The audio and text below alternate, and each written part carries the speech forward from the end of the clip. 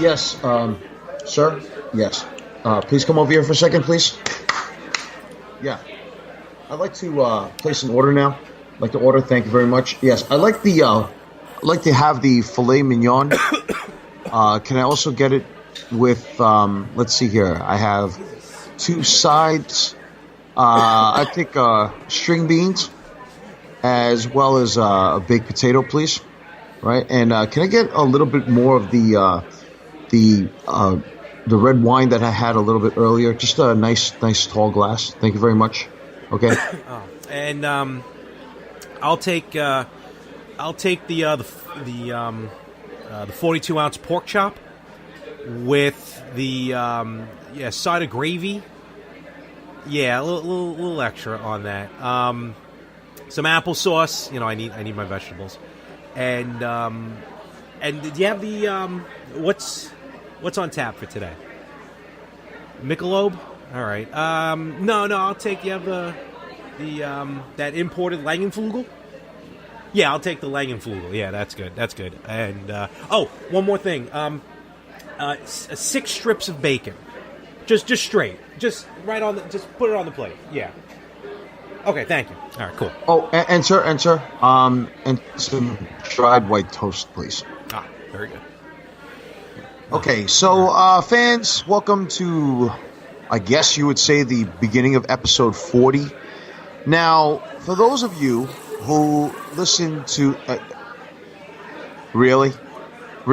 Did you really have to do that while we're in a fancy... you know what? Let me just hold my breath. It's a posh environment. I get it. Let me exhale. There's people here. I understand. I'm glad you noticed. So basically, fans, this is apparently. Are you going to finish the French brulee for the appetizer that we have? The creme brulee? Yes. The amuse bouche. Take it. Go ahead. All right. Thank you. Jesus Christ, he's eating like he's just discovered water. No, anyway. That's not true. Oh, people, hey, come on, show some class, goddammit.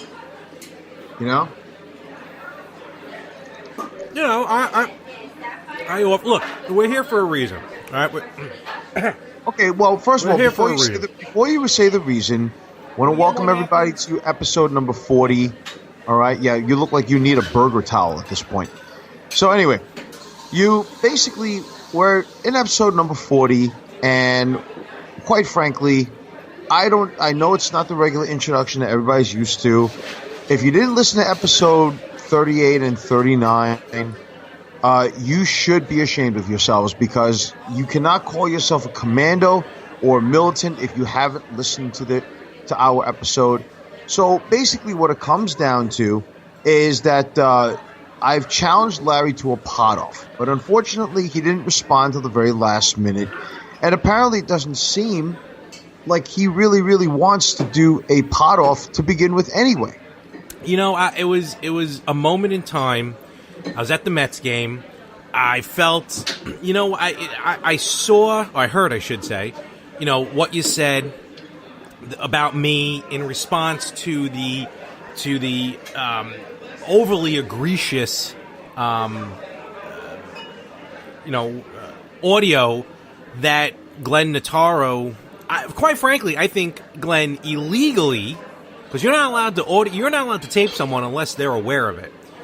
But I'm not even going to get into that. That's I'll deal with that with Mr. Notaro. But now wait a minute. In the courts.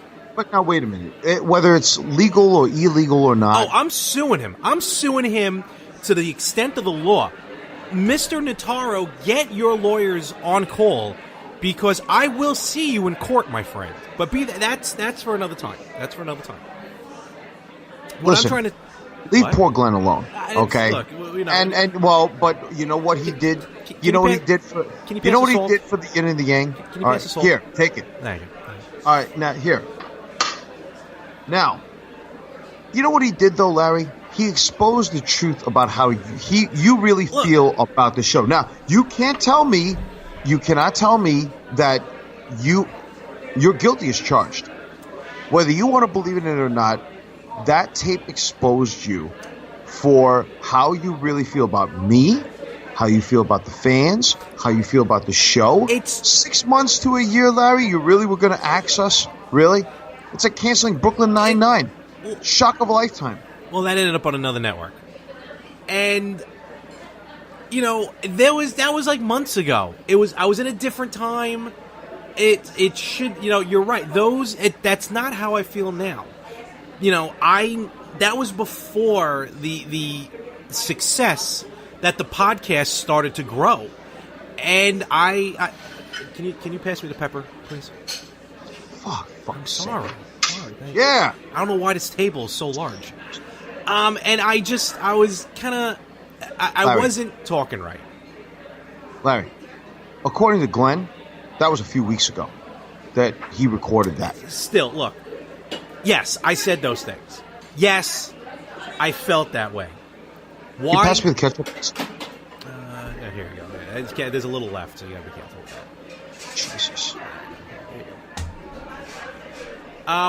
You know, I was where after, you know, before your solo show, because that was done before the solo show.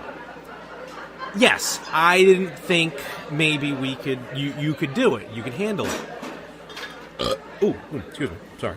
Oh, I'm seriously? This you know, French Creole brulee is really good.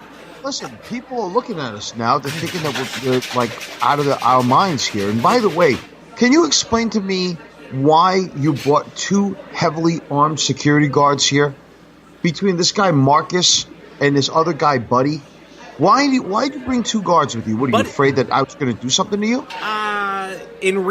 Ever since the audio got out, I've had some messages, some threatening messages. So I just needed to protect myself. Not from you, just from the general public.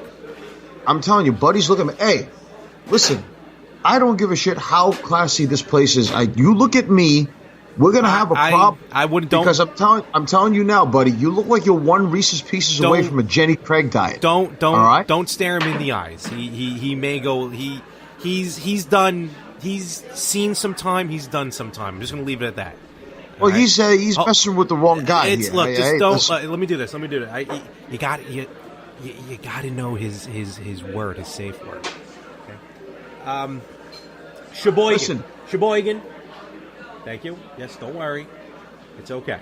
It's okay. Smack talker Skywalker. No, don't make it any worse. Just don't look him in the eyes, because I've been dealing. He's brand new. He's been hired for like 3 weeks. So. And you, the fuck are you looking at? You look like you're somebody get you a new suit because you pumped too many steroids in your system.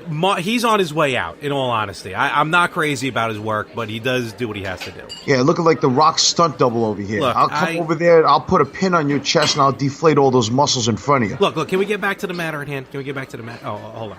Waiters. Realest guy in the room. Yeah, no, medium. Right. Medium, so, yeah.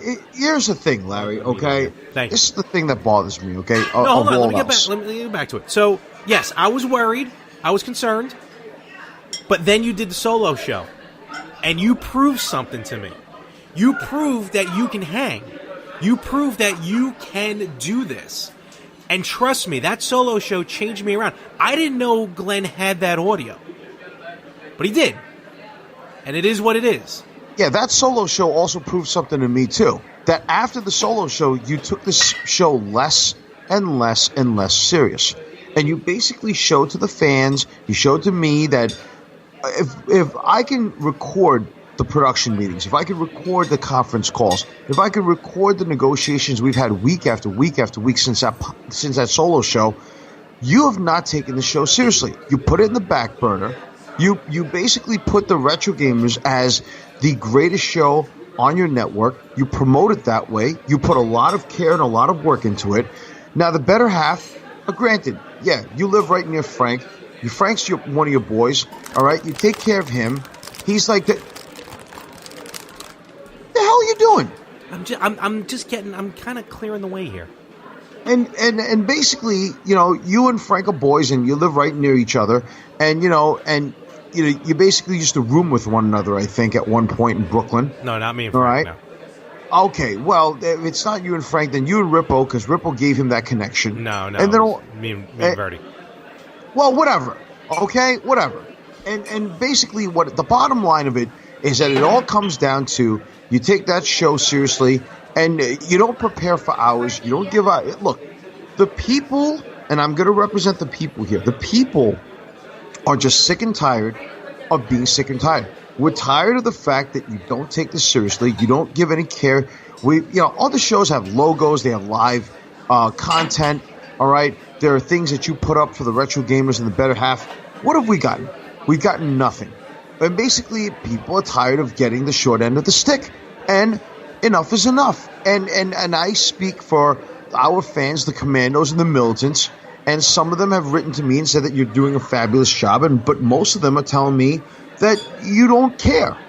And it's bad enough that we're treated like the redheaded stepchild of the network. You know, Larry, one thing I'm going to... Go ahead. You're right. I got to put more effort into this show. It's hard. I do 3 shows a week. Well, 3 shows every other week. But still, it's a tough gig. Listen, Larry, ever since I've known you, okay, going back all the way to when we were kids, all right, you come from a family of wealth. You come from a family that has money. You're a spoiled brat. You basically have to get your way. And if you don't get your way and if people don't agree with you, they're wrong. They're the enemy. Look, I love you, man. We grew up as childhood friends. But let's be honest here, okay? If you don't get your way, you get angry, you throw temper tantrums, you get upset at things. It's just like a 5-year-old kid who throws a temper tantrum because he can't get the candy that he wants, or he can't get the ice cream that he wants off the ice cream truck, all right? And basically what it comes down to is that you've always came from wealth. But some way or the other, your parents are saints, and your parents have tried to teach you the right way and teach you the and all that. And you know what? Even your own mother said to me one time, she goes, "Anthony, you're the second son I wish I did have." Your own mother said that to me. Well, okay, and we drinking. all know Dad. She was drinking. Now stop. Leave Mom alone, okay? And some way or the other, you turned into this money-hungry tyrant, egotistical maniac, right? This is ever since I've known you, and I gotta say no thank you or thanks a whole lot to Rippo for introducing me over 25 years ago to you, right? Because my life, it seems, has been one huge obstacle roller coaster ride since that point. All the way back to the point where we were in Flatbush Avenue in Brooklyn, New York, and we were at the shooting range, all right, the golf course, right? And we were out there, we were playing mini golf, and remember that first day that you met me? You basically said to me, "Oh, well, I don't have money for mini golf, so I paid for you," and I shook your hand. And then all of a sudden, when you played a round of mini golf and it was me versus you, you got so angry that you lost by a point that you basically altered the results to make yourself win, to make yourself feel better. How about the time when we went to all the years, okay, that we've ate out, we've gone out, we've done things, and I paid for it. I drove you around from all the way from Garrettson County over there, or to Marine Park County. Look, granted, gas was about $1.25 for crying out loud, but at the same time, right, all the times that we hung out, and you're telling me, "Oh, I don't have money for this, I don't have money for that," but yet you do have money, right? And it's just like, Larry, really, you cheated and conned and schemed and finagled your way through things practically your whole life. For once, with your best friend, you consider me your brother and your childhood friend and your best friend. Could you at least just once be honest for a change? Look, I understand you have money, and I know money talks, and I know you're a powerful person. Your dad's a well-connected man. Hold on. Your mom is a well-connected man. The food's coming. Incoming. The food's coming. Yeah, let me... Oh, thank you. All right, let me... Just... You can take... You done with that, Ant? Can they take that away? Yeah, please. Right, yeah, take that. Thank you very much. Appreciate it, sir. Okay, thank you. Oh, that looks good. Hold on. Can I get more gravy? Hey, fans, watch this. Watch what I'm about to say. Hey, Larry, let me ask you a question. Is this expensive dinner here at this lavish steakhouse at Garden City, New York, is this paid for by the network?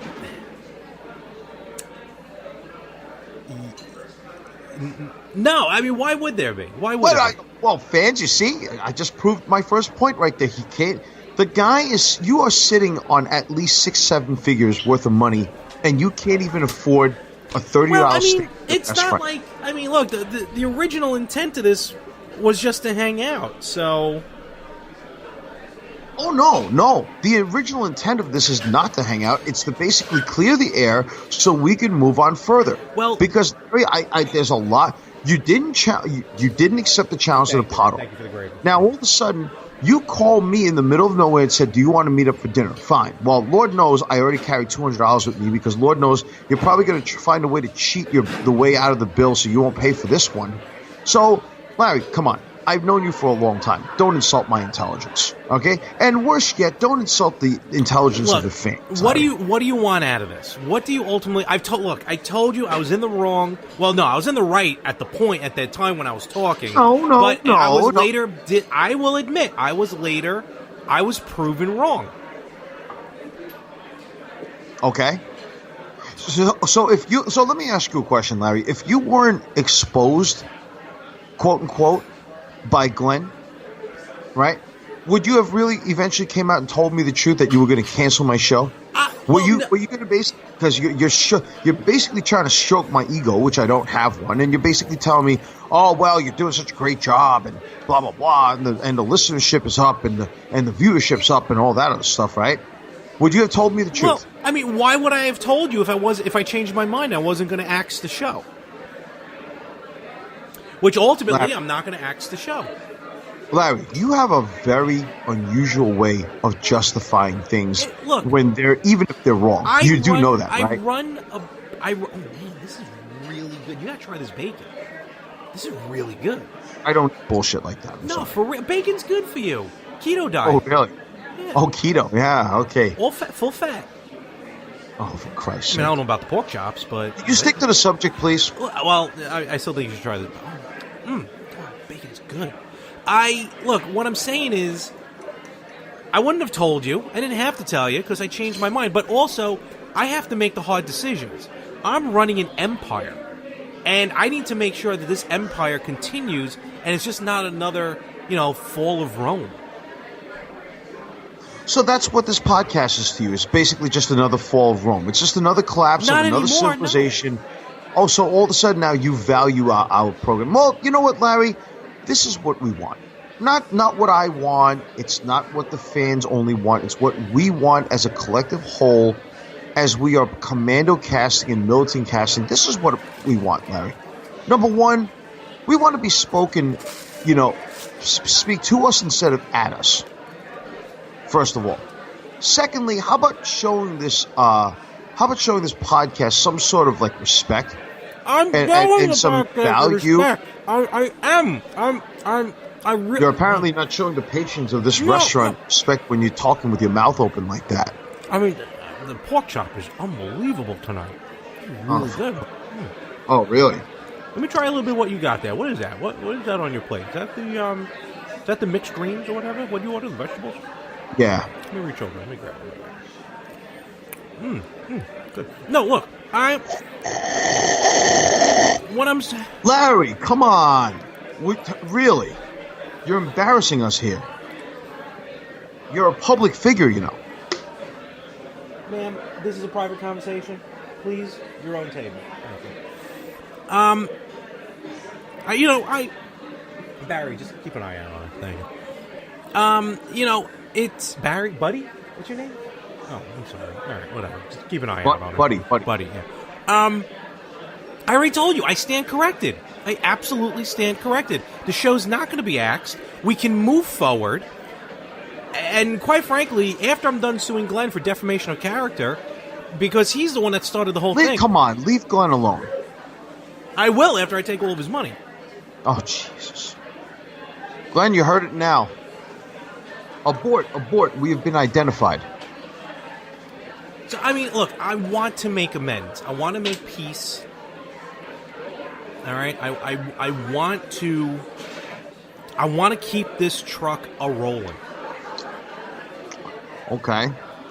Well, Hey, lady, so Larry, we're trying to conduct business. no, Larry, No, stop, listen. Larry, stop, hold on, let me talk to him. Excuse me, ma'am, how are you? How you doing? Yeah. I'm Anthony, this is Larry, we're Yin and The Yang podcast. Oh, see? A fellow listener. What would you like, ma'am? What would you like? Would you like a hug? I mean, you want an autograph? You want a picture of it? Is that what you want? Oh, a picture with us three? Come on, Larry. No, just with me? Okay, all right. You've been giving... Listen, tell your husband... Stop, Larry. What's your name? Linda? Come here. Yeah, let me stand up. Sorry, Larry. Sorry about that. We're trying to conduct business. I don't understand this, buddy. Okay, ready? Don't One, take the picture, buddy. 2, 3. All right, Linda. It's an absolute pleasure. What's your husband's name? Rory. Well, Linda, Rory, I'm going to give you a shout out on the episode here. Okay. So, hey, thank you so much for coming out today. I really appreciate your time and everything like that. Just listen to us every Friday. We drop an episode, so you're definitely on. All right? Really appreciate it. Have a great night. Enjoy your meal, okay? Thanks so much. All right. You see, Larry, and this is what I'm talking about. I'm a little upset Buddy took the photo. Well, Larry, that's not the point. The point is that you're letting your ego get to you. And you're letting your ego get the best of you. And I think that it's just really, Larry, I mean, for the most part, I mean, look, I want to make amends of this as well, okay? However, we're not going to move on if we don't put our cards on the table, and it seems as though we have done so. So where do we go from here, Larry? I mean, I want to move forward. I want this show can bring money. This show... And that's all you're worried about? Well, it boils down to being a business. How about some care and love for what you do and passion for what you do? Larry, you don't need the money. You do know that, right? I'll take another one, thank you. Yeah, it's the Lang and Luger. Yeah, thank you. No. Give me one of those. You want one? Is that the Summer Shady? No. Is that the no, it's not. No, this year it's the new. It's a German craft beer. It's Gutzutenfolken, and it's really, really quite good. In fact, I mean their motto is Guten Tag, Sie geretten, so heute den Autometer, and it really sold a lot over there in Germany. And it's really, really good over here, actually. So, have you ever had a gay vec? What's a gay vec? Oh well, you should have it. Hey, give my friend a gay vec here. All right, when you get a chance. All right. All right. Anyway, so, what? I mean, look, like, I want us. Well, how are we going to make the changes, Larry? All right, here. Where is...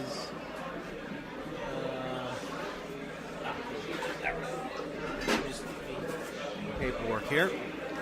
Okay, so... All right, look. We're coming up on your contract renewal, and I figured maybe we'll do this a little early. So here, take a look at this paperwork. Okay. All right.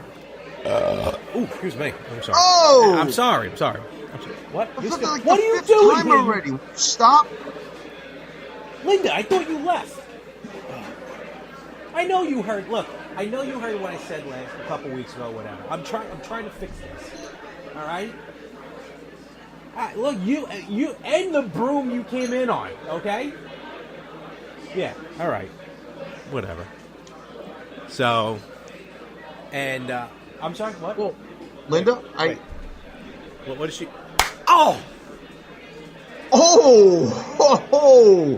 Okay, all right. I think you made your point, Linda. Listen, Larry, you all right, buddy? Oh, wow. Wow. Okay. Listen, my friend is not one to hit a woman. Well, good thing she's not a woman. Whoa! Yeah, you heard me. What? Oh, look. All right, sir, look. Calm down. Hold on. I gotta. Just give me 2 seconds. Take it easy. Just give me 2 seconds. Shit. Oh God. Here we go. James. I know. Look, I've been coming here for how long? I've been coming here for what? 5 years? 6 years? Look, you know, I'm not gonna do anything. All right? Yes, I had the one incident. We all know that was due to alcohol. That I paid for all those days. All right. Look, What the hell is he talking about? The picture right there. Yeah, it's over the where the fire was, so you can't really see the damage too much. When she started, I was accosted in your. Now I'm not going to press charges on you. I'm not going to press charges on her for the days that you eject her. Look, we're almost done. Okay, the food's amazing. Look, I'm gonna pay for you. I'll pay for any other damage. Yeah, I'd like to. That will be the day. Oh, Jesus. Here we go. You going to be at the party? Watch him finagle this one. Right? Yeah, the chief is going to be there as well. Okay, cool. I'll see you then. Okay. Sorry, I just had to take care of a little bit of business there. Look, all right. I noticed. And so the document here, take a week or two. Take all the time you need to take a look at this new paperwork. I have rewritten your contract. Larry, I'm not going to take a look at this contract. I'll take it. I'll read it on my own time. But when you get a chance. What I and the fans want right now is for this to be resolved now. How? Okay, how Larry? do you want it resolved? How do you want it resolved? Like I said, how about treating us with some respect, and how about taking this show a little more seriously? How about a fucking logo? All right? Oh, shit. I just dropped it. Oh, fuck. Oh, I just knocked the water over. All right. For good Lord. It's like Albert Brenneman from Hitch. Oh, shit. Oh. Damn it. Hey, that's my contract. What the hell are you doing? All right, I got some. All right. I'm going to reprint your contract. Oh, God. Got a little wet there. So. What a great ploy to Look, fucking... all right, so what do you want? What do you... All right, a logo? You want a logo? How about, let's say we get a logo. You'll have a logo by episode 50. How about advertising, the Yin and The Yang, promoting it a little bit better? How about, what do I have to do? Get on an Amazing Race or something like that for people to know who I am in this goddamn... Amazing Race? Well, what do I have to do? Because, look, I come in and I bring the magic every single week to this place. All right? The least you can do is try to capitalize, get us a logo, talk to us instead of at us, treat the place with some respect. How about, let's say doing a goddamn Facebook Live every now and then? For once, well, with this show? Well, that's a little hard to do. We're only together a couple of times. I live an hour and a half from you, for crying out loud. So I can send my helicopter. You drive a goddamn Tesla. You have a helicopter. You come from money. Hold on, let me... Oh, God. Look. Here, all right. I was going to save this for a little later. All right, so let me... All right. This paperwork I have here, this is the restraining order from the mansion. I thought that was done with weeks ago. No, it's right here, as you can see. You told me the chief... Hold on. Look, I'm across from you at this table right now. You ready? Well, about God... Oh, you sure that's the restraining order? That's probably my contract. Look at the paperwork. Oh, wow, it really is. Okay. Yep, Merritt County. All right. Okay. Restraining order, done. Wow. Okay? You're allowed back at the mansion. Oh, wow. Like I ever go there quite often, right? Maybe this time, maybe we can start something. How's the food, though? This pork chop is to die for. Hey, you look like you're almost done, too. Oh, yeah. I'm putting this away. Yeah, I'm absolutely. done with my food. And so at this point, would you hear us out? Let's make some improvements on the show. Let's renegotiate my contract. Yes. I'll reprint it. Let's get a logo going on. Thank you for the restraining order. I appreciate it. You'll have a logo by episode 50. there's one last piece of the equation. So we're squared away now, right? I'm cool. Can we shake on it? We can shake on it. Let's do it. All right. Good. All right, I appreciate that. All right. So there is one last order of business, Larry. What do we got? I'm sorry, what was that? Oh, the bill? Yes. $428, not including tax tip. He's got it. Thank you very much. Bye. What? Wait. Hey, where you going? What? Son of a bitch. Not only that, I didn't even get my discount, James. Putting the band back together. We need you, man. We need your horn. I can't. I really can't. We got everybody except Matt Guitar Murphy and Blue Lou, and we're getting them next. No way.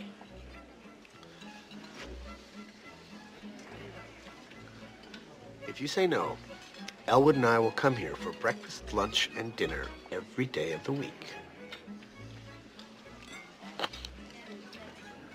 Okay, I'll play. You got me. Sir.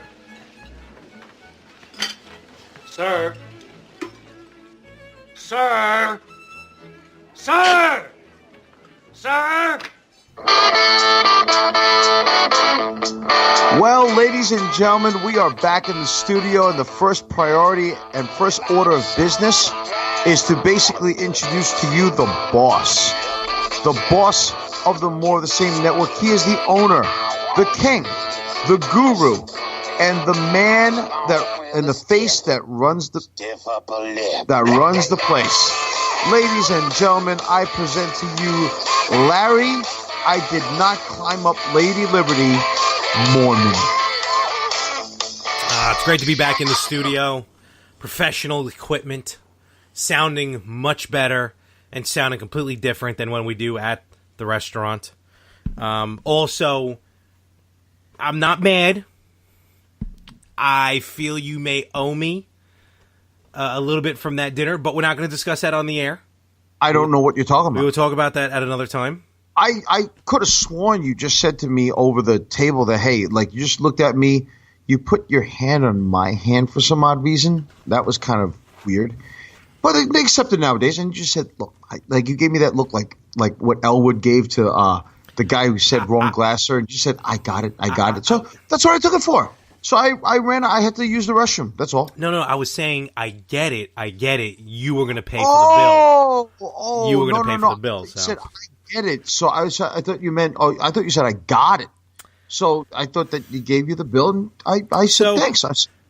So I got this. I'm just going to show you real quick. So I got the annual report here of the Better Podcasting Business Bureau, the BPBB, and it was very. I know a couple people there at the organization, and this is real. This is true. This is how they put my name. Larry loves Poontang Mormon. That came through the United States Postal Service. That is a real piece of mail. Holy shit. I got to know who sent that to you. The BPBB, I told you. Oh, I see. Oh, my God. Oh, my God. Unbelievable. What is wrong? Yeah. This is insanity. So we met a couple days ago. We're all good to go. We're back in the studio. We're set. We're ready to rock. We're ready to roll. Yes, we're going to rock and roll, strut and stroll, slam and jam like the rockers will ever be. Drive the girls out of control. Oh, yeah. So girls fans, in cars. Let's not sit down. Girls let's in cars. Get down. Catch you on the road and they pretend that they just don't care. Running wild and free. Now imagination takes it from there. That was the theme song for the former tag team champions. What was it? All you girls have gone to something like all you girls have gone too far. I'm sitting in the back of my car. You know too well you have a serious effect on me. You're my highway fantasy. Yeah. Oh, God, Robbie Dupree. Oh, Jeez. man. Wonder whatever happened to Robbie Dupree. I think he's working at Arby's right now. We have the meats. Oh, So, man. So yeah, I mean, like, hey, listen, it's been a couple of weeks, and a lot of shit's been happening, man. It's been way too long. Why don't we focus on the recent? And I'll say to you now that UFC 226 was insane, man. I mean, really insane. I mean, you're talking about a great card. You know, a card that was so surprising that actually ties into pro wrestling, Larry. Well, if you can imagine that. Please don't get me started on that. Let me ask you this first before we get into the actual card itself. What are your thoughts on, because UFC Hall of Fame was also a couple days before that? You know, I didn't get to see it, but I did hear that it was absolutely very well put together. They have a very good production team. Rousey, I mean, they really promoted her to be the revolutionary female fighter in history. She's the one that got people who don't watch UFC to watch UFC. Yeah, but no, wait a minute. But what about Gina Carano? Gina Carano did not get non-UFC people to get them to watch UFC. I know people who don't watch MMA knew who Ronda Rousey was and watched because of Ronda Rousey. Well, people don't watch wrestling know who The Rock is. I'm sure everyone who watches wrestling knows who The Rock is. Or Steve Austin. I'm sure everyone who watches wrestling knows Steve Austin. Actually, there's a lot of people who don't. There's a lot of people who don't watch wrestling who know who Steve Austin and The Rock are. Those names are huge. Like back in the day, everyone knew who Hulk Hogan was, whether or not you watched wrestling. So everyone knew who Ronda Rousey was. She was the one on all the circuits. She was the one that was in ESPN magazine. She was the one that was in Sports Illustrated. You have to give her...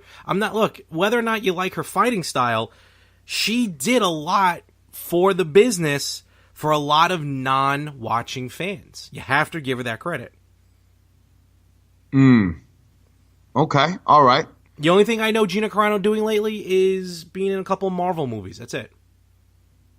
But still, I mean, she was part of the very first women's MMA fight.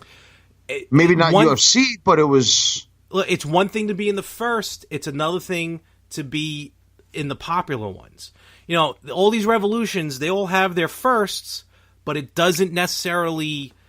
That's not the fight, or that's not the catalyst that would set off the revolution, if you will. Well, do you think that the only reason why Ronda is in the seat that she's in now, or in the space that she's in now with the Hall of Fame, is because they marketed her very well?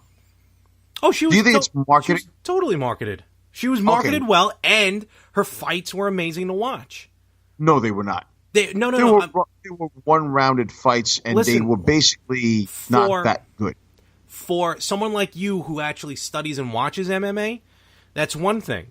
I've been in a ton of places where there was a Ronda Rousey fight, everyone saying, I got to watch the fight, I got to watch the fight. And even in those 13, 15 seconds, everyone was like, that was amazing. Again, I'm talking the casual, a hardcore MMA fan will watch no matter what, just like we all watch wrestling during those rough times. During those times of bad gimmicks and horrible storylines, we're still watching.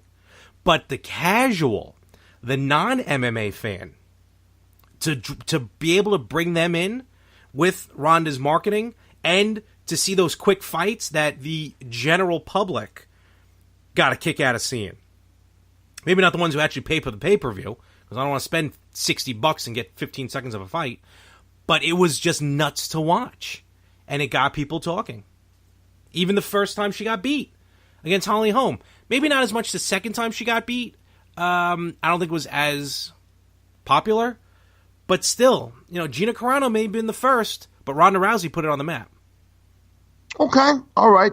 There's a point taken there. Let's see here. So, yeah, I mean, I didn't get to watch it. I really should. I have UFC Fight Pass, and I should really check it out for sure. Hey, can that be deducted from the More of the Same network because it's basically podcast research? I've already written up the contract. I still got to get it to you because I spilt the water on it last time. It will all be discussed in the contract. Beautiful, beautiful. Okay, so starting off the main event card was Stipe Miocic versus Daniel Cormier, right? But I gotta say the undercard was outstanding. Okay, Gökhan Saki, I believe his name is. He's a Turkish fighter. He's known as the Rebel. Fought a guy named Khalil Roundtree from the United States. And what's interesting about this fight, Larry, is that it was only one round. It was 1 minute and 36 seconds. And listen to this, okay? Saki had 5 total strikes. Roundtree Really? had 9 total strikes in the entire 1 minute and 36 seconds. Wow. Right? 5 significant strikes and 9 significant strikes. Right? No takedowns, no submission attempts, and it was one of the most brutal punches to the face I've ever seen. Really? Think about this. This is a combined 14 strikes between two fighters, and one of them was so violent that it knocked the dude out cold. Wow. That's how insane it was, right? Now, on to the next fight. Was Michael the Maverick Chiesa versus my man, Anthony Showtime Pettis. Nice name, by the way, Anthony, right? I've been saying to you for so long, Pettis is gone. Pettis is like, he's not the same anymore. I don't know if he doesn't win this fight, he basically is out of the UFC. Well, guess what, Larry? He won the fight. Unbelievable. Pettis freaking won the fight in the second round, and 52 seconds into the second round with a submission. He literally armbarred this guy, and it was done. Really? And it's like you got to see the old Showtime Pettis, and Pettis loves like aerial, very, very flashy kicks. Dude, it was a Taekwondo clinic, pretty much. Really? Put together. Oh, man, I got to go see pretty that. awesome. So Pettis did a good job. He held his own. So that was good. On to the third fight, which was Paul Felder versus Paul the Irish Dragon Felder. A little bit of a contradiction there. Irish Dragon. Right. I guess there are European dragons too. Yeah. Right? Game of Thrones. Versus Mike Platinum Perry. Right? Let's put it this way. Mike Perry won. It was a split decision. But between these two fighters, it was one of the bloodiest fights I've ever seen this year. Really? I mean, dude, he split this guy's above his eyebrow or like in his forehead so badly that blood was coming down everywhere. That's a rough place to get cut. Oh, it's like, how do you stop it? You know what I mean? Now, Larry, the co-main event, Francis the Predator Ngannou. Remember that I told you how he was like the African fucking Ivan Drago? Okay. He fights Derek the Black Beast Lewis. Do you want to know what I think about this fight? What do you got? It was the equivalent of watching fucking Kimbo Slice versus, God rest him, because I love Kimbo, versus Dada 5000. Really? In Bellator. It was that bad. It looked like a sparring session, right? Like they were circling each other. One guy punches, the other guy punches back, and then they circle. And it's like one guy taps the one guy taps the other guy. And it got to the point where Herb Dean, who's possibly the best referee in MMA, agreed, comes up, not like that smirk fuck that we talked about a couple weeks ago. That piece. Oh, by the way, that piece of shit did fucking he ref 2 fights. I literally walked out and walked into the shitter. Anyway, so it got to the point where Herb Dean looked at both of them and said, listen, you have to engage. This is not a sparring session. You can't just, tap him here. It just doesn't work that way. You got to fight. And they fought in the last round of like the last 2 minutes, and it was just boring. Really? Right? That should have been a restroom match. Oh, man. Right? But Derek Lewis won eventually by unanimous decision. Then, Larry, get ready for this one. So, heavyweight champion Stipe Miocic, okay? Okay. He is the reigning world heavyweight champion in UFC versus Daniel DC Cormier. Now, you know I love Daniel Cormier. You are a Cormier fan. You like DC. Oh, very much so. Very much so. I'm a big DC fan. And I like DC for several reasons. One, he's a great fighter. Two, he is very, very voiceful about, when the Orlando shooting happened, he did tell people, look, stand strong, have faith, take care of ourselves out there. So, he's a really good ambassador for the sport. And also, he's a pro wrestling fan. Really? Oh, yeah. DC even says very openly that he's very proud to be a pro wrestling fan. Sweet. And he likes old school pro wrestling, and he likes some of the modern stuff. But even though he and Cody Rhodes got into a bit of a heated discussion was him? a little bit. That was him. Oh, okay. That was Daniel Cormier, right. So basically, let's put it this way, okay? First round, Daniel Cormier, basically, they said that he gave him like a poke to the eye. So Stipe Miocic basically said, I'm fine. And the referee said, you sure you want to do this? He goes, yeah, I'm fine. Once he clinched Miocic, he gave him a huge right hook to the face, knocked Miocic down, and just started pounding him out. Thus, DC broke his finger. Really? His index finger by punching him in the head. Oh, shit. Right? So he has a broken index finger on his right hand, and he wins the title. Right? Now, this is huge because DC has always fought at 205. He moves up 40, 50 pounds. So I think he came at 243 pounds. And I kid you not, when I first saw him, I said, what the hell am I looking at? Because he literally looked not like Tank Abbott, but let's put it this way. Tank Abbott, good Lord. I basically said, damn, all the weight that I lost in the last 2.5 years, I think I gave it to Daniel Cormier. Because he looked pudgy, man. I mean, remember when Jericho fought Omega and I told you, his conditioning looks like really bad, like he looks doughy? Yes. He actually made Jericho look like a bodybuilder. It didn't look right. But then DC claims that he does walk around at like 240 something. Okay. Or 250 around there, right? 240, 250 around there. And he said that in an interview. He said, I only make weight, which is 205, and then once I make the weight for it, I just have to be that weight at 205 for an hour, and then I blow myself right back up by normal eating or whatever, I guess that makes sense.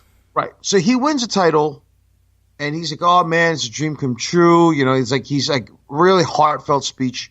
And then all of a sudden, he says one thing.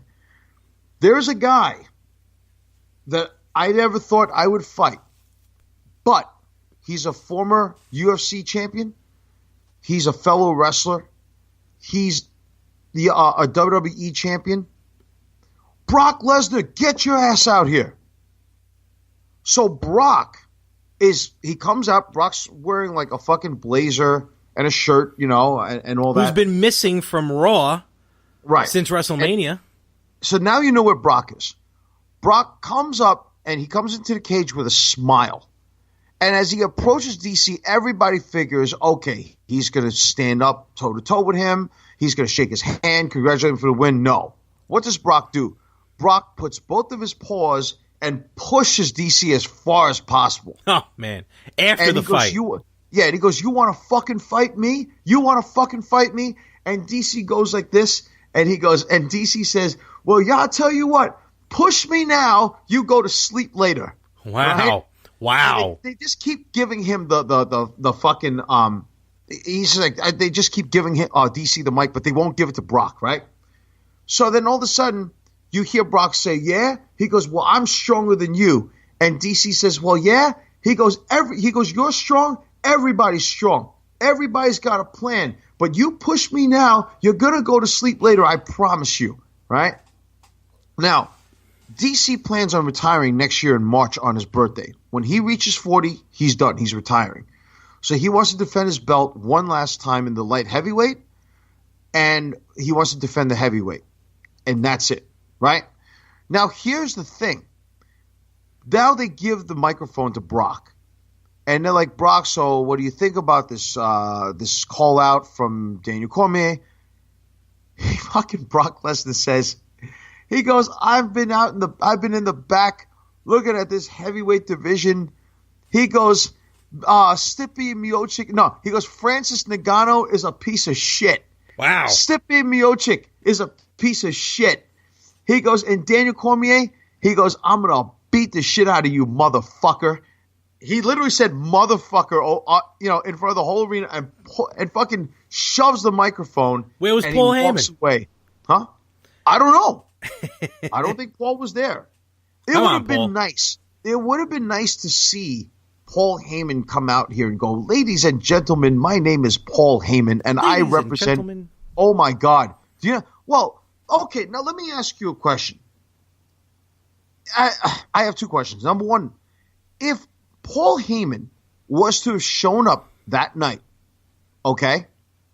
If Paul Heyman was to have shown up, do you honestly think he would have been well received by the UFC crowd? If he did cut a promo as the I don't think so. The advocate? No? I don't think so, no. I really think he can. I think he can get over with them because Paul has a very unique way of trying to reach out to people and how he talks on the microphone. They may not like what he's about gimmick-wise, but you got to say it, nobody cuts. Maybe UFC fans may or may not understand what a gimmick is or follow it, but you got to respect the man for his mic skills, though. I agree, but I don't think they would care for it, in all honesty. Okay. Now, here's the second question. A lot of people in the wrestling world and the MMA world have said that whole thing that happened in the cage, is it a work or is it a shoot? Because it, Well, that's going to be the question. It's got to be. It's not a shoot. Dana White's not going to do it as a shoot. It's got to be a work. Wait, I'm sorry. It's I'm drunk. It's not a work. It is definitely a shoot. Okay. I agree with you. I think that it did look like it was work. I'm not going to lie to you. But then as a shoot, okay, I could definitely see that for sure. So go ahead, Larry. How was your week, man? Anything happen? My week was good. My week was pretty good. I actually I attended the same night of UFC. I was at Madison Square Garden. That's right, you were. For a WWE house show. Return of The Undertaker to Madison Square Garden. First time in 8 years for Undertaker at the Garden. Yep. Now, I saw on social media that Glenn... Oh, wait a minute. Is he now Chris Benoit by you now? Our lawyers are currently handling the situation. Okay, so maybe I shouldn't mention his name then. Well, Glenn blank blank blank blank O, all right, got himself on the big screen in MSG. He did. He did the hashtag WWE MSG and got on the screen. That was pretty funny. You didn't come across him that day, did you? No, unfortunately, I missed him. I didn't run into him. I'm sure you would have cold clocked him. Well, that and where I sit in my luxury box seat, really, you can't get in there unless you have the right credentials, which clearly he does not. Okay. But at one point, so I was up in the box, but I was like, you know what? Let me be with the people. So about halfway through the show, I decided, because I went with my dad, right? And so what happened was I sat in a luxury box. He sat on the arena floor. And I'm like, you know what? Let me go and join him. Let's have a good time. So I go out to the arena floor. Oh, it was also Ronda Rousey's MSG debut. So 2 days after accepting the Hall of Fame, now she's wrestling at the Garden. Right. Which was very cool. She's taking to the WWE like I did not think she would. She's really, really good. For someone who's only wrestled I don't know, maybe about 10 matches, you know, she's done a lot of house shows. She's really, really doing, she showed she can take a beating, which is good. And like her facial expressions are good. She's selling good. In my opinion, she's selling good. So I definitely have high hopes for her. So it was cool to see her in-ring debut. And that was really about it. You know, besides that, it was just a regular house show. Nothing really fancy, nothing major going on. You know, after every match, the wrestlers would come down, do autographs, take selfies with people. But I do have a little bit of an issue I'd like to get off my chest. Oh, wait a minute. Is this one of those where we do a perfect segue into what I think we're about to segue into? We may. And it goes like this. I spit in the face of people who don't want to be cool. Uh-oh. Yeah, so I have a problem. And I have a problem with a couple of pigs who were sitting a couple rows in front of us when I got down to the arena floor. So these cows, basically, now, when you're at a wrestling event, whether televised or a house show, there are certain times when you should be standing up, and there are certain times when you should be sitting down.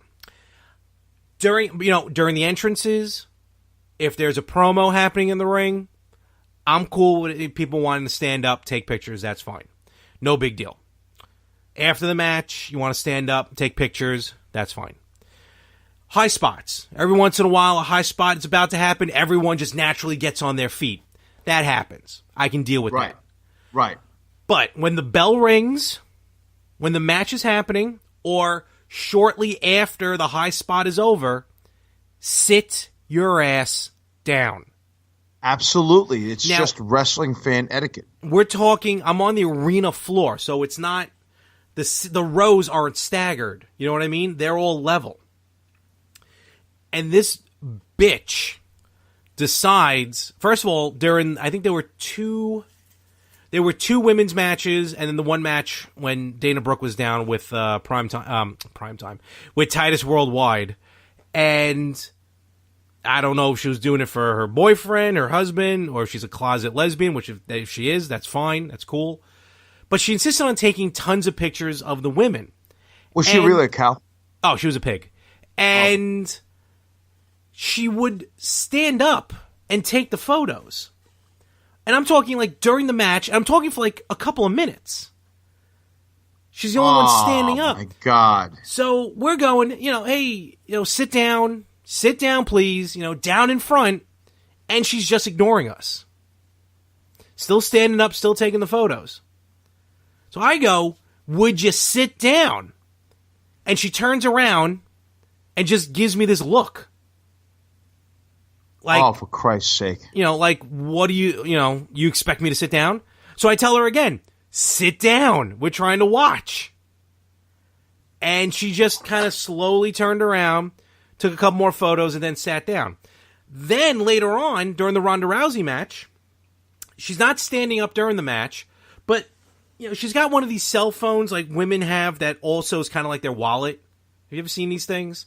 Like yeah. I've seen. So those it's a things, bit right. bulky, and it's a fold out, right? Yeah, and it's when you fold it out, it's basically like a book, like a small book, the size of a cell phone. So now she's holding that up in the air, blocking some view, because when you're that far back and you have something like that, you block. So there was a couple guys behind us going, "Hey, how about you actually watch the matches with your own eyes instead of through the phone?" And that kind of got her to put her phone down eventually. And then there was another just fat pig who she was, same row, must be same family. She was trying to live stream the entire event on Facebook. Shit. Again, with her phone up in the air and stuff. And not only that, this poor child probably was about 4 years old, maybe 3. Obviously his first event, or she, I can't tell, because these people don't give these kids fucking haircuts anymore.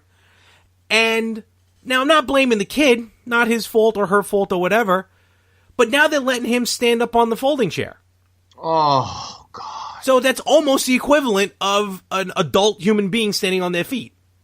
But no one's really going to yell at a kid, so they just have no respect for themselves, no regard at all for people around them. They're just horrible human beings. And to those people who sat in row 12 between seats 1 and 7 at Madison Square Garden for the WWE house show Ronda Rousey's MSG debut, do you know what happens when you stand up during a match? Oh, boy. Do you know what happens when you can easily take a photo from your seat, but you instead want to be a fat, ugly pig? Yes, I'm saying this because you deserve it. Some people just deserve it. Not everyone. These are terrible words to say, but these people deserve these words. Huh? Do you know what happens, you dumb, curly-haired bitch? Oh, my God. Row 12 at Madison Square Garden? Hit him with, Larry. You've just been chewed out some more. Oh! And you know what?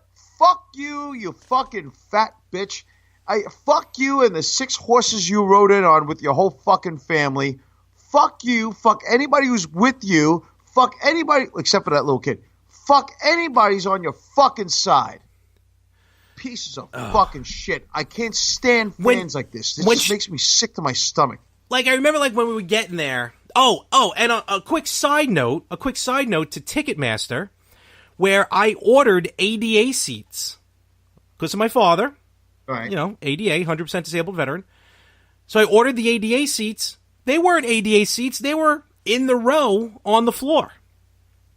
Now, look, my father, it's not like he's in a wheelchair. He's not completely crippled, but, he, excuse me, disabled veteran, can't really, like when you're in a row and people come in and out, you have to stand up, sit down, stand up, sit down. He really can't afford to do that, and I don't blame him. So that's why, and on top of that, he can't really, walk far or whatever. So that's why we get the ADA seats, and he's 100% allowed to get it. So that's another thing. I specifically ordered ADA seats, and Ticketmaster, again, as usual, screws it up. So you know what? Fuck you, Ticketmaster. Wow. I'm not even going to give him the privilege of saying they got chewed out some more. Fuck them. Oh, wow. Okay. Besides that, the show was awesome. Well, you know what? Since I don't have a victim this week, you know what happens, Ticketmaster, huh? When you disrespect our dad, huh? Our dad, the man that you should be standing up and bowing down to, like when Vince McMahon walks down the aisle. Ticketmaster got deflected off of me and hit him. All right, I like it. And you don't treat our veterans correctly. There's a reason why we need those ADA seats, you fucking morons. Hit him with it, Chew. Slithering idiots. You know what happens, huh, Ticketmaster? You've just been chewed out. Oh, nice. And I think this is the second time Ticketmaster got chewed out. Exactly. Oh, you motherfuckers. Wait until St. Prick gets you this year. Oh, man.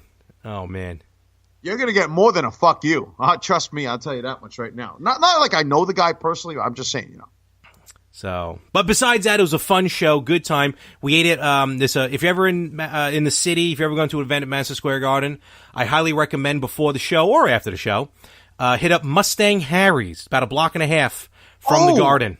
We went there before. Remember a long time ago, many years back? It was me, you, and the boys. Yeah, and we went out there. They remodeled it. Looks very nice. Of course, we go in there. Me and my dad go in there. Figuring it wasn't going to be too crowded. Crowded, but not too crowded. I walk in, and I'm like, oh, shit, I forgot. The World Cup. Oh, man. It was Russia and Croatia. And I think Croatia just tied, or Russia just tied it. Oh, man, we picked the wrong time to go in there. Now I think it's Croatia versus France now or something. Oh, Croatia beat England? Yep. Oh, they beat our cousins? Too bad. Yep. Unbelievable, well, right? My cousins? Yeah. Your cousins? Aren't you Irish and German? England. Where do you think the colonies came from? Oh, for God's sake. France and Croatia. I have never wanted to root for Croatia so much in my life. Wow. All right. I don't give a shit. I just want to see the women in uniforms. Yeah, I can care less about soccer. Out in the stands. It's soccer, people. Hot. It's called soccer. I think the world would beg to differ. I think it's... All right, let's start to wrap What this one Larry's up. trying to say is fuck the world. Now, got a few questions here, and then I think that we're going to deplete the resources here. All right. You know, the email is so full this week, the last 2 weeks. It's just unbelievable. I got a lot of comments. Actually, I cleaned out a lot of the inbox because it's just got a lot of comments. There were, a lot of comments about the pot off, comments about what happened, with you. I don't think you'd want me to read these anyway.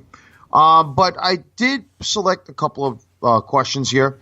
The first one actually comes from Brent. Brent is actually writing to us from was it Danvers or Anvers, Massachusetts. And Brent says, guys, love the show.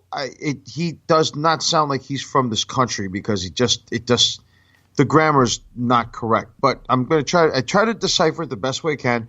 And I think he's asking about, have you ever seen these infomercials of a martial art program called Tai Chang? Tai Chang, no. It's with the info commercial has Dick Van Dyke in it. Ain't he dead? No. Oh. He's like 90-something years old, which is something that I'd like to attain someday. But anyway, so it's not Tai Chi, but it's this workout program called Tai Chang. And it's created by a doctor named Mark Chang. Okay. So it's spelled Cheng. So it's Tai, Taicheng. And Brent here is asking, what are your thoughts about the program itself? Okay, so Brent, listen, I don't know what you're using it for. It looks like it's marketed towards old people.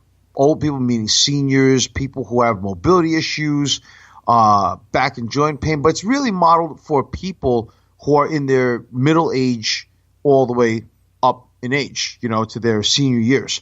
Okay. Now, if you want to do this, I mean, how good is it? Well, it's really hard to answer because are you doing it for you? Are you a young person? Are you a middle-aged person? Are you a senior? You got to give me some more specific info. Are you buying it as a gift for somebody in your family? Is it something that you feel, like that you want to do on your own for any particular reason? So, Brent, how about you give me some more info? Write me again, and we'll make sure that you get priority, and we'll do a Brent version 2. How's that? I like it. So, I like it a lot. The second question actually comes from Liliana. Liliana is writing to us from Chicago, Illinois, and she is asking the question. She actually said, I recently competed a week ago in a Tough Mudder, and I personally like these events simply because it gets to hang out with a few of my girlfriends, and at the same time, I get to hang out with a bunch of guy friends too. There is, in my mind, Tough Mudders are a great thing to do because they test your skills. I recently heard a few weeks back about what your thoughts are on Spartan Race and Tough Mudder, and I don't agree with you. I find that if you've never done one, how can you knock it? How can you say anything bad about it? But still love the show. Please don't take it personally. It's just I don't understand how you can knock something that you've never done before. Okay. So, Lily, let me just call you Lily for just to make it short here. I'm not saying that Spartan races and Tough Mudders are bad for you, and I'm not saying that I endorse it either. All I'm saying to you is I'm not a fan of these type of things. Just because it's just not in my nature to do it. I mean, if I was going to do something that challenging, I might as well make some money out of it and get on like Survivor or Amazing Race or something. Or like, Who wants to be on the Amazing Race? Yeah, that's true. That's true. And well, I mean, there are some geeks out there who would like to do that. It's not like they're going to win $1 million anyway, right? This is true. Well, you never know. Don't we know somebody who wants to do that right now? Nah. Yeah, something like that, right? Well, anyway. Oh, yeah, that's right. We're not mentioning the guy's name because he's kind of Chris Benoit. But anyway. So here's the thing. I never knocked it. I'm just giving you an opinion. Now, if you don't like my opinion, fine. I'm not going to say anything bad, about it. I'm just stating how I feel. I just would never do something like that. It's not my nature. So, I mean, if you did it, you completed the course, well, God bless you. I hope you had a great time with the camaraderie with your friends. And, I hope you drank beers afterwards. I hope you had a great time. I mean, it's one of those things. So, all I can say to you is, hey, do another one. I mean, those things are good physically for you. It's awesome. So have a great time with it. So So you guys, if you have any guys, girls out there, if you have any questions, if you want to make any comments, if you want to tell me how great I am and how Larry's sucks, or whatever. What? Yeah. Oh, I'm sorry. No. I just said Larry likes the Mighty Ducks. Oh, I do. Yeah. We are ducks, and ducks fly together. That's nice. Anyway, so, ladies and gentlemen, I think that for the most part, I think that we've depleted the resources here. And if you have any questions and you want to shout out comments, write to us at yinandyangpodcast at gmail.com. That is yinandyangpodcast at gmail.com. I would certainly like to hear from everybody. So please, by all means, let's do it. And let's just have a great time. You know what I mean, Larry? Absolutely, brother. We're in this to win it. Yeah. That's true. We are in it to win it. And we're back. We're gonna wait. $306 million, brother. What is? Mega. Oh, really? Yeah, $306 million. I mean, that's pocket change, but that's pretty cool. Okay. Well, glad to hear that. At least I'll have as much money as you will at some point if I win the whole thing. I hope so. Well, I bought some. You owe me from dinner. I don't know what you're talking about. That's selective memory. Exactly. I no idea. Oh, yes. By the way, before we go, ladies and gentlemen, quick thing. Just wanted everybody to know. Here's your PSA of the week.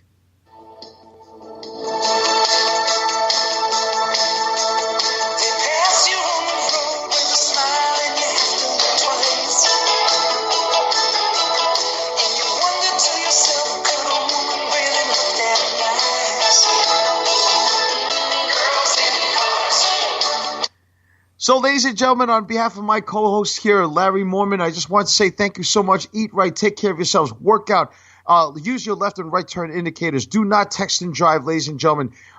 Be wary of the people around you. Take care of yourselves. And all I have to say until next week, thank you, fuck you, bye. Thanks, everybody.